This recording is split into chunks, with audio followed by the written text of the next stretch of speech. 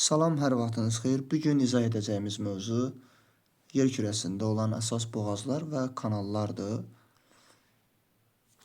İlk olaraq bir rəqəmi ilə göstərilən kanaldan başlayaq. Bu Panama kanalıdır. Panama kanalı Şimali Amerika və Cənubi Amerikanı bir-birindən ayırır.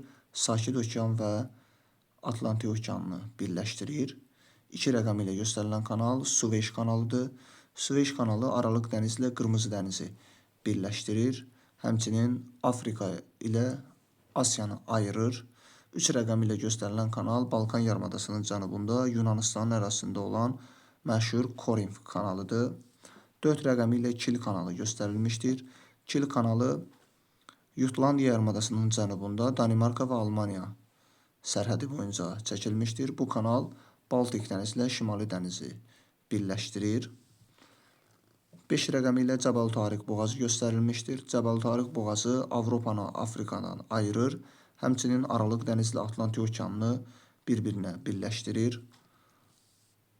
6 rəqəmi ilə Bab-el-Məndab boğazıdır. Bab-el-Məndab boğazı Qırmızı dənizlə Ədən körfəzini, yəni Hind okeanını birləşdirir. Həmçinin Asiya ilə Afrikanı bir-birindən ayırır. 7 rəqəmi Hörmüz boğazıdır. Hörmüz boğazı İran körfəzi ilə Oman körfəzini bir-birinə birləşdirir. 8 rəqəmi ilə göstərilən boğaz Malakka boğazıdır. Malakka boğazı Malakka yarımadasını Sumatra adasından ayırır. Həmçinin də buradan Cənubi Çin dənizi ilə Andaman dənizi, yəni Sakit Okeanla Hind okeanını bir-birinə birləşdirir.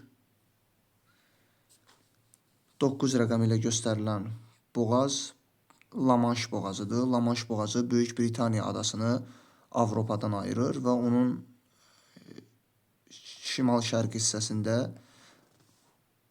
Pas-de-Calais boğazı yerləşir. Pas-de-Calais boğazı da Böyük Britaniya adasını Avropadan ayırır. 10 rəqəmi ilə göstərilən boğaz isə Bering boğazıdır. Bering boğazı Şimal Buzlu Okeanla Sakit Okeanını birləşdirir. Həmçinin Avrasiya ilə Şimali Amerikanı bir-birindən ayırır. Bunlardan əlavə biz digər mühüm boğazları da deyə bilərik.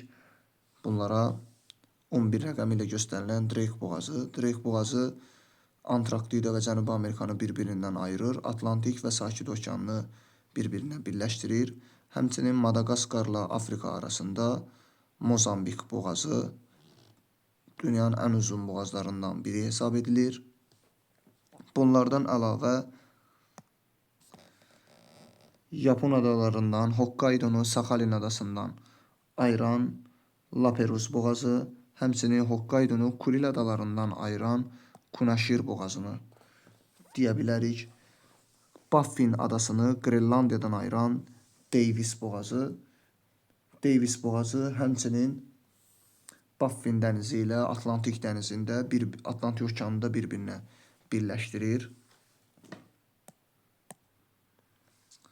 Avropada olan məşhur boğazlardan Avropa ilə Asiya sərhədində Azov dənizi ilə Qara dəniz arasında Kers boğazı, Qara dəniz ilə Mərmərə dənizi arasında Bosfor boğazı, Mərmərə ilə Egey dənizi arasında dünyanın ən dar boğazı olan Dardanel boğazı yerləşir.